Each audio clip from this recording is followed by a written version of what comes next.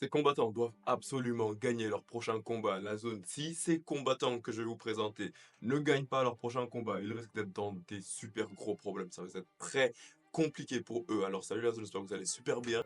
Comme d'habitude, aujourd'hui on se retrouve dans la meilleure chaîne de MMA francophone. Et aujourd'hui je vais tout simplement, comme je viens de vous l'annoncer, je vais tout simplement vous présenter certains combattants que selon moi, s'ils perdent leur prochain combat, ce serait très grave. Il y en a des pour lesquels je vais être un petit peu objectif, je vais dire que eux, s'ils perdent leur combat, ça va être très mauvais pour eux.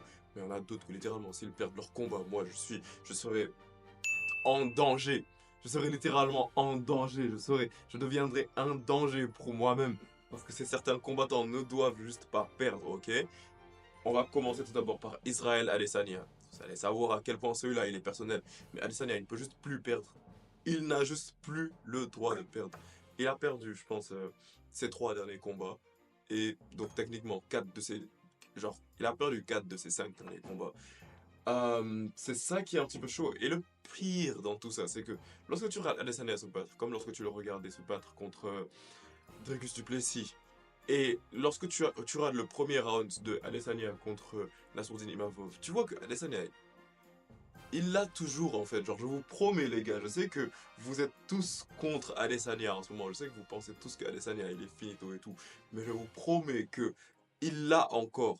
Mais le problème, c'est juste qu'il n'y arrive plus. Et la raison pour laquelle il n'y arrive plus, c'est tout simplement parce que son style de jeu, bah, il a été élucidé. Tu vois, Adesanya, il est rentré à l'UFC et qu'il a commencé à tout dominer et tout, c'est parce que c'était vraiment un style de combat qui était à part. C'était un kickboxer qui réussit à te mettre la distance et qui te démonte pièce par pièce. Et les gens, ils n'avaient pas encore vraiment beaucoup d'alternatives contre ce style de combat. Mais avec le temps, directement, le MMA, comme tu le sais très probablement, il évolue et on a commencé à avoir plus de styles de combat axés sur la boxe, comme des Sean Strickland ou peut-être même des Dricus du Plessis, même si lui c'est un style de combat basé sur Cartoon Network. Et Nassourdine Imavov qui ont réussi à le terminer. Et les gars, là où je vous dis que ça devient super chaud par rapport à Adesanya, c'est que les gars, Adesanya, il a perdu contre Sean Strickland par une décision unanime, une démolition sur 5 rounds. Il a perdu contre Dricus Duplessis par une soumission alors qu'il ne s'était jamais fait soumettre. Il a perdu contre Nassourdine Imavov par un TKO. Un TKO, c'était quasiment un KO en fait. Donc c'est-à-dire que Adesanya, il a perdu par 3 des pires façons de perdre. 3 des pires façons de perdre. Et c'est pour ça que moi je me dis qu'en ce moment, Adesanya, honnêtement, s'il perd son prochain combat, ah frérot, je suis désolé pour toi, mais ça va être le GFL, hein. Ça risque d'être le GFL ou bien juste la retraite. But at the end of the day, Adesanya, moi je me dis que... En fait, ce que je me dis, c'est que je lui en voudrais pas s'il prenait sa retraite. Mais j'ai envie qu'il gagne juste un combat. Genre, en fait, c'est pour ça que je dis que son prochain combat, il va être super important. Parce que moi, ce que je me dis, c'est que j'ai envie juste qu'il gagne un combat et qu'il prenne sa retraite. Moi, je crois plus en la course pour le titre de Adesanya. Je l'avoue, je suis son plus gros fan, mais j'y crois plus, en fait. La catégorie des middleweight, elle est trop axée sur la lutte à l'heure actuelle pour qu'Adesanya puisse briller. Donc, j'espère qu'il va gagner son prochain combat. Je sais pas, redonnez-lui Jared Cannonier. Faites en sorte qu'il gagne son prochain combat et juste prends ta retraite en fait. T'as déjà assez prouvé. Tom Aspinall, les gars, Tom Aspinall, la raison pour laquelle il doit gagner ce combat, c'est que, oh mon dieu, si il perd ce combat, je suis mort. Si Aspinall perd ce combat, je vais me faire allumer de partout. Mes amis, ils vont m'allumer de partout. Mec, même mes parents, ils risquent de m'allumer de partout. YouTube, vous risquez de m'allumer de partout. TikTok va m'allumer de partout. Je suis venu, j'ai craché partout. J'ai dit à tout le monde. Je croise des gens dans la rue, je leur dis que Aspinall, il va battre John Jones. Je dis à toutes les personnes sur Terre que Tom Aspinall va battre John Jones. Tout YouTube français, je leur dis que Thomas Pinal va battre John Jones. Je pars dans les commentaires des gens sur Instagram, je leur dis Thomas Pinal va battre John Jones. Même quand je drague une go, je lui dis t'es plus Thomas Pinal ou t'es plus John Jones. Si elle me dit John Jones, c'est un red flag, je coupe la conversation. Les gars, Thomas Pinal, s'il perd ce combat, je suis mort. Je suis littéralement mort. Parce qu'en fait, Thomas Pinal, il est marketé comme la seule personne qui est capable de battre John Jones. Et on sait très, très bien que son prochain combat, il est contre John Jones. Là, ça, c'est quasiment évident. Maintenant, les gars, si après tout ce qu'on a dit, Thomas Pinal, il entrait dans l'octogone et qu'après 2 3 minutes, il se faisait soumettre par John Jones, là, imagine juste la dinguerie. Imagine juste la dinguerie. Thomas Pinal. Bicarbonate soda. Hello, John. I don't have nothing against you personally. I just know I'm better than you. Thomas Pinal, il nous a tout dit. Il nous a tout dit pour nous convaincre qu'il est meilleur que John Jones. Maintenant, s'il perd contre John Jones, on est foutu. Les gars, si Thomas Pinal perd contre John Jones, c'est pas impossible que je ferme cette chaîne, hein. C'est pas impossible. Ensuite, on passe à Alex Pereira. Alex Pereira, la raison pour laquelle moi je me dis que c'est indispensable qu'il gagne son prochain combat. Tout d'abord, c'est l'âge. Alex Pereira a 37 ans et on sait que c'est très rare que des combattants ils remontent au très haut niveau lorsqu'ils ont cet âge. Bon, on sait que Alexander Volkanovski, la semaine passée, il est revenu au haut niveau alors qu'il a 38 ans. C'est phénoménal, mais n'empêche que c'est super rare. Alex Pereira, moi je me dis qu'en ce moment, en fait, c'est l'un des cas les moins graves dans cette liste, pour être honnête quand même. Parce que Alex Pereira, on sait qu'il a déjà eu un run de fou. Mais le problème, c'est que en ce moment, si il, comment dire, si il continue comme ça, bah il va truc là, genre, il va, en mode, s'il continue à perdre, ou bien s'il perd à nouveau, là, ça va être super compliqué pour lui. La raison pour laquelle ça va être super difficile pour lui, c'est parce que il aura un petit peu des difficultés pour remonter au titre. Mais le truc, c'est qu'Alex Pereira, en mode, il a un petit peu l'embarras du choix. C'est pour ça que moi je dis que pour lui, c'est pas aussi grave que ça. Parce que Alex Pereira, en ce moment, il peut directement partir dans la catégorie des heavyweights et se battre là-bas. Et mais après, le truc, c'est que même s'il entre dans la catégorie des heavyweights et que, par exemple, disons, il affronte un Cyril Gane, si Alex Pereira perd contre Cyril Gane, ça a un super gros impact sur son héritage. C'est pour ça que Alex Pereira, peut-être ce serait un avis controversé, mais à cette heure-ci, il pourrait déjà prendre sa retraite en vrai. Il est venu à l'UFC il a brillé pendant littéralement 3 ans. Il peut prendre sa retraite. Mais je sais que s'il prenait sa retraite aujourd'hui, je sais pas pourquoi, même s'il a quand même eu suffisamment de défenses de titre, je pense qu'il a eu plus de défenses de titre que Habib. Il a eu autant de défenses de titre que Habib, mais le truc c'est tout simplement que il y aura un petit peu un goût d'inachevé s'il prenait sa retraite tout de suite. C'est la raison pour laquelle il doit vite retourner dans la colonne des victoires en fait, Alex Pereira. Il peut pas se permettre de perdre. Benoît Saint-Denis. Il n'y a pas un gars en moins de 70 qui me prend, les gars. Benoît Saint-Denis, en fait, toi t'es foutu. Toi, en fait, je pense que littéralement, lui, tu vois, lui, c'est la raison pour laquelle j'ai fait cette vidéo. Parce que déjà, il va se battre lors de l'UFC 315 contre Joel Alvarez. Et les gars, je suis désolé, mais je le donne perdant dans ce combat. Si Benoît Saint-Denis perd son prochain combat, il risque de se faire virer par l'UFC. Je suis quasiment sûr que il est à une défaite près de se faire virer, lui. C'est super chaud en ce moment, la situation dans laquelle il est. Et c'est paradoxal parce que l'année dernière, à cette heure-ci, c'était un des prospects les plus prometteurs de l'UFC. Mais après, le truc, c'est qu'il a affronté Benoît Saint-Denis lors de l'UFC 299, l'UFC 298 ou 299, je pense que c'était 299, vraiment l'une de mes cartes préférées. Et il s'est fait éteindre par Dustin Poirier lors du deuxième round. Mais le truc, c'est qu'après ça, on avait toujours des arguments. On pouvait dire que, oui, bah, en fait, le problème, c'est que Benoît Saint-Denis, il avait une infection staphylocoque, il était malade. Donc, il pouvait pas se battre à son plein potentiel. Et en plus Dustin Poirier, c'est Dustin Poirier, tu vois, c'est une légende du game. Donc, c'est pas choquant, c'est pas aberrant de se faire mettre KO par Dustin Poirier. On a dit ça, on était en mode, ok, c'est pas la fin du monde. Après, on lui a donné une deuxième chance. Il est parti affronter Renato Moicano. Renato Moicano l'a tellement défoncé. On dirait mon daron lorsqu'il était à son prime. C'était brutal. C'était pas du tout beau à voir. Donc, Renato Moicano, il a fait une masterclass telle sur Benoît Saint-Denis que l'on pensait que Renato Moicano, il avait le niveau pour affronter Islam Makhachev. Au point qu'il y a des gens qui disaient que Renato Moicano, il risquerait de battre Islam Makhachev. Tellement il a fait en sorte qu'on ait l'air que Benoît Saint-Denis, c'est un combattant pathétique. Donc ça, vraiment, ça a laissé un gros impact sur sa carrière. Donc moi, ce que je me dis, c'est que après ces deux si grosses défaites, on lui a donné un autre tueur à la personne de Joel Alvarez qui met des KO de fou et qui termine très souvent ses combats. Donc moi, ce que je me dis, c'est que au point où on en est, si Benoît Saint-Denis se fait mettre KO à nouveau comment ça, Thiago Alvarez, par Joel Alvarez, moi je me dis que très clairement, il va se faire cut par l'UFC. Je suis très je suis quasiment à 95% sûr que s'il perd par KO ou par TKO ou bien par finish et que le combat n'est pas trop compétitif, il va se faire virer de l'UFC. Ça, j'en suis totalement sûr. L'UFC cette année-ci, ils nous ont montré qu'elle vire. Ils ont viré Taylor Lapillus, ils ont viré Jairzinho Rosenstrike, alors que Rosenstrike était classé numéro 9 de la catégorie, frérot. Et vous pensez qu'il va pas virer Benoît Saint-Denis s'il fait encore une nouvelle contre-performance? En tout cas, force à toi, Benoît, mais je pense que tu risques de sortir. Je suis désolé. Je t'aime bien, mais bon. Islam Makhachev. Islam Makhachev, c'est pas du tout aussi grave que Benoît Saint-Denis, on va pas se mentir. Islam Makhachev, on sait tous déjà que c'est le GOAT des lightweights. C'est pas un truc qui va changer s'il perd son prochain combat. Cependant, la raison pour laquelle il ne doit absolument pas perdre ce combat en particulier, c'est qu'il est à une victoire près de battre le record d'invincibilité de Anderson Silva. Et que ce record, il risque de le défendre. Et qu'il risque d'avoir à, à défendre, c'est-à-dire à essayer d'obtenir une victoire pour dépasser ce record contre soit Arman Tsarukyan, soit Ilia Topuria. Donc lui, il est dans un bourbier, tu vois. Il est obligé d'avoir un combat super difficile. À part bien évidemment si on lui donne Justin Gaethje. Si on lui donne Justin Gaethje, ça va juste être une victoire facile pour lui. Mais il y a Islam Makhachev aussi. S'il perd son prochain combat, ça risque d'être super compliqué pour lui.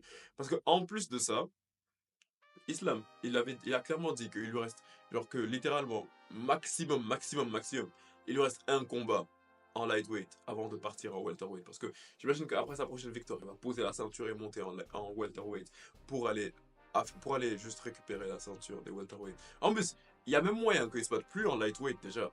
Parce qu'il a dit que si JDM bat Belal, Islam il va directement monter pour aller affronter JDM.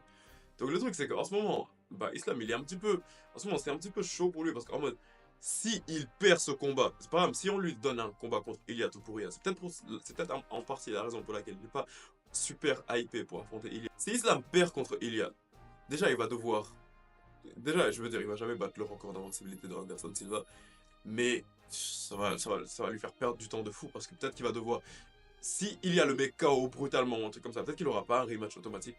Peut-être qu'il va devoir grind pour avoir son rematch. Peut-être qu'il va devoir grind pour remonter, prendre la ceinture. Peut-être aussi qu'il va devoir grind dans la catégorie des welterweights avant de pouvoir obtenir un title shot. Donc Islam Makhachev, là, on voit que c'est le pound for pound numéro 1. Il roule sur l'or et tout. Là, en ce moment, genre, il est inarrêtable. Tout le monde parle de Islam. Mais Islam aussi, je pense qu'il doit avoir quelques soucis pour dormir le soir. Parce que il est s'il perd un combat, il est foutu. Et en plus de ça, je sais pas si ça vous rappelle pas un petit peu le scénario de Kamaru Usman lorsqu'il était pound for pound numéro 1 et qui était également à une victoire près de battre le record d'invincibilité de Anderson Silva. Ça, il y a une malédiction sur ça. Mais en tout cas, ça c'était par rapport à Islam Makhachev. Ensuite, on a Dominic Reyes. Les gars, Dominic Reyes, moi, c'est tout simplement que je crois trop en son arc de la rédemption. Dominic Reyes, il est sur une rédemption de fou. On sait très bien que lorsqu'il a perdu contre John Jones, après ça, perdu, tu sais, je vais continuer à dire ça entre guillemets pendant super longtemps, le temps que tout le monde capte que Dominic Reyes n'a pas perdu contre John Jones. Ça peut prendre des années, t'inquiète, je vais continuer à le faire. Mais Dominic Reyes, depuis cette défaite argumentable contre John Jones, il s'est fait mettre KO par tout le monde en fait. Tout le monde, c'était vraiment les portes ouvertes. Tout le monde mettait KO Dominic Reyes à ce moment-là. Mais après ça, le truc c'est que Dominic Reyes, depuis 2024, depuis genre la moitié de l'année 2024, bah il est revenu sur une ascension de fou là, il est sur 3 victoires d'affilée. Et moi ce que je me dis c'est que Dominic Reyes, honnêtement, soyons honnêtes pendant 2 secondes, il va pas devenir champion. Je pense qu'on peut être d'accord sur le fait qu'il va pas devenir champion des light heavyweights.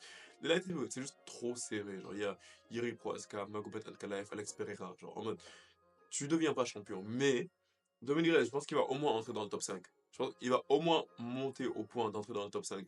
Et le truc, c'est que si il revenait à perdre, on ne sait pas comment est-ce qu'il prendrait cette défaite. Parce que sa dernière défaite, on voit comment il l'a prise et on voit que ça l'a vraiment fait tomber sur un mauvais momentum et tout. Et c'est pour ça que moi je me dis que Dominic Reyes, en ce moment, il doit vraiment stacker le plus de victoires possible. Et avant peut-être de se faire éteindre par Pereira ou par Yiri une nouvelle fois, ou bien de se faire étouffer par Magomed Ankalaev. Et c'est bon quoi, en mode peut-être change de catégorie ou bien prendre la retraite, mais là ce sera bon. Moi je me dis que ce sera une bonne carrière. Ensuite, on a Jan Silva. Jan Silva, lui, je te jure, je t'en veux toujours pour ce que t'as fait à Bryce Mitchell là. Littéralement, c'est pour ça que en vrai, je te souhaiterais un petit peu de perdre ton prochain combat. Mais en vrai, non. Jan Silva, la raison pour laquelle il doit pas du tout perdre son prochain combat, c'est parce que moi, selon moi, lui, c'est le futur champion des featherweight. C'est littéralement, genre, ça vole vraiment pas plus haut que ça. Parce que, selon moi, en ce moment. Et en plus de ça, il y a un autre truc. par rapport aux Fighting Nerds, donc ça c'est un autre critère que j'aurais pu appliquer, quoi, que ce soit pour Caio Borralho, Carlos Prates, Mauricio Ruffi ou également pour Jan Silva, tu n'as pas envie d'être le premier Fighting Nerd qui perd. T'as juste pas envie d'être le premier Fighting Nerd qui perd. Parce que littéralement, la hype incroyable des Fighting Nerds, j'ai l'impression qu'elle est un petit peu interconnectée à eux tous en même temps. Donc j'ai l'impression que si un Fighting Nerd venait après, par exemple, il se faisait mettre KO brutalement et tout, ça allait démystifier de fou cette salle. Et peut-être même, genre que avec tout ce qu'ils vont entendre sur les réseaux et tout, ça va commencer à les faire douter. Et ils vont commencer à perdre leur bon momentum. Donc ouais, en tout cas, ce serait pas une bonne chose que Jan Silva il perde son prochain combat. Parce que selon moi, il va devenir champion. Selon moi, tous les Fighting Nerds ne vont pas devenir champions. Il y a une vidéo qui arrive dans laquelle je vais t'expliquer, selon moi, quels combattants vont devenir champions. Mais Jan Silva, je pense qu'il y a grave moyen qu'il devienne champion des featherweights. Il l'a prouvé contre Bryce Mitchell. Parce que moi, l'inconnu que j'avais par rapport à lui, c'était tout simplement son jeu au sol, tu vois. Moi, je savais pas alors s'il était en mesure de vraiment dominer un adversaire au sol. Il a dominé Bryce Mitchell au sol et il l'a soumis. Donc, il est super complet. Moi, je me dis qu'il peut devenir champion. Ensuite, on a Dustin Poirier, ok? Pour Dustin Poirier, la raison pour laquelle il ne doit pas perdre son prochain combat, c'est tout simplement parce que ce sera son dernier combat. Dustin Poirier, il y a plein de moments où il disait ouais, après ce combat je prends ma retraite, après ce combat je prends ma retraite. Et puis il perdait ses combats. Donc après finalement, tu vas pas prendre ta retraite sur une défaite, tu vois. D'habitude, le problème c'est que lorsque tu perds un combat qui est censé être ton dernier combat, ça ne devient pas ton dernier combat parce que tu as envie de partir genre sur des hautes couleurs et tout. Donc, moi, c'est pour ça que moi je me dis que Dustin Poirier, en plus de ça, ils sont en train d'essayer de lui organiser un main event à Lafayette en Louisiane pour son dernier combat. Donc, imagine par exemple, on lui organise son dernier combat contre un, je sais pas, contre un Justin Gaethje pour la trilogie, et que dès le début du combat, Justin Gaethje en un round, il met KO Dustin Poirier. En mode là, t'as deux choix, soit tu te lèves de ton KO, après t'es en mode ouais, c'est bon, j'arrête, je prends ma retraite. Soit juste tu demandes, soit juste tu dis non, j'ai pas fini, je vais encore prendre un prochain combat et après finalement, après quelques années, tu finis par devenir le nouveau Tony Ferguson du sport.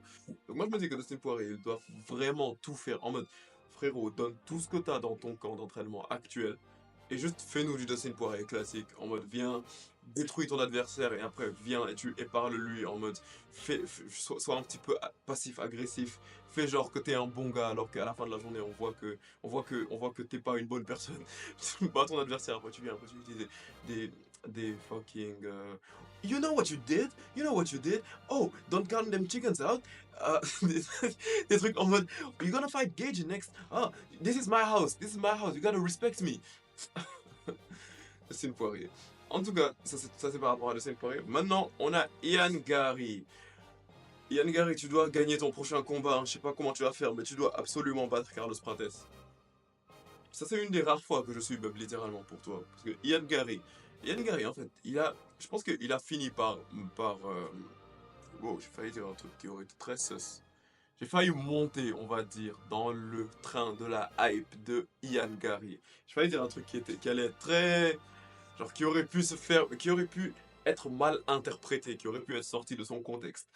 Mais Ian Gary, j'entre vraiment dans le train de la hype par rapport à lui. Parce que le truc, c'est que Ian Gary, après avoir montré que Shavkat Dragunov, il est humain, il a eu sa première défaite, tu vois. Mais le truc, c'est que Ian Gary, toute sa carrière, il était un petit peu basé sur le fait que il est invincible et qu'il était invaincu et qu'il n'a jamais perdu et tout.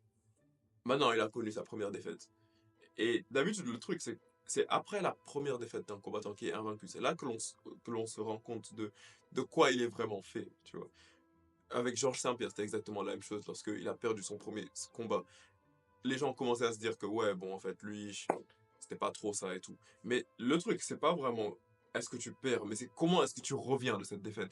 Donc moi, je me dis que Ian Gary, s'il venait, après, il réussissait à battre, déjà qu'il vient un petit peu en short notice, et qu'il arrivait à battre un combattant aussi dangereux que Carlos Prates. Déjà, petit pronostic, je te donne mon avis, selon moi, Ian Gary, il bat Carlos Prates. Si Ian Gary, il arrivait à revenir directement, pull-up de nulle part comme ça, et battre Carlos Prates, là, ce serait super bien pour lui. Par contre, s'il perd, il entre sur un très mauvais momentum et il risque de sortir du top 10. Imagine, surtout qu'il affronte Carlos Prates. Ça aussi, c'est un élément à super prendre en compte, à prendre vraiment beaucoup en compte, je veux dire. Parce que il est en train d'affronter un combattant qui met que des KO. Il affronte un combattant qui met que des KO et il met en jeu sa 7e place du classement. Donc ça veut dire que si il venait d'un coup, après qu'il se faisait mettre KO, bah, tu peux savoir qu'il est déjà quasiment dans le top 10. Il se fait direct, il sort quasiment du top 10, tu vois. Donc, il doit gagner ce combat. Il doit absolument gagner ce combat. Et si il gagnait ce combat, un combat aussi compétitif contre un Carlos Prates, s'il réussissait à vraiment faire une masterclass sur Carlos Prates, moi je me dirais qu'il serait limite peut-être maximum à une victoire près de se battre pour la ceinture. Donc ça c'est un des combats les plus impactants. Genre ça c'est l'un des combats les plus importants dans la carrière de Ian Gary. Et normalement, la semaine prochaine, on saura exactement ce qui s'est passé par rapport à cela. Mais bon, en tout cas, dis-moi ce que tu penses par rapport à mes avis concernant ces certains combattants. Est-ce que tu penses que j'ai abusé par rapport à certains combattants? Est-ce qu'il y a d'autres combattants que tu as en tête que selon toi, s'ils perdent leur prochain combat, bah c'est littéralement fini, genre qu'ils ils peuvent pas revenir de cela? Dis-moi ce que tu en penses. Il y a également Shafkat, je voulais parler de lui, mais je pense que... bon déjà, Shafkat, il se bat quasiment jamais. Mais c'est pas aussi... J'ai l'impression que c'est pas aussi pressant que les autres, tu vois. Parce que Shafkat, déjà, il va se battre pour la ceinture, donc ça va, tu peux perdre un title shot, c'est pas la fin du monde, tu vois. Mais bon, en tout cas, dis-moi ce que tu en penses, et n'oublie pas de t'abonner à la zone comme d'habitude, et on se capte très bientôt pour une prochaine vidéo, la famille. Peace out.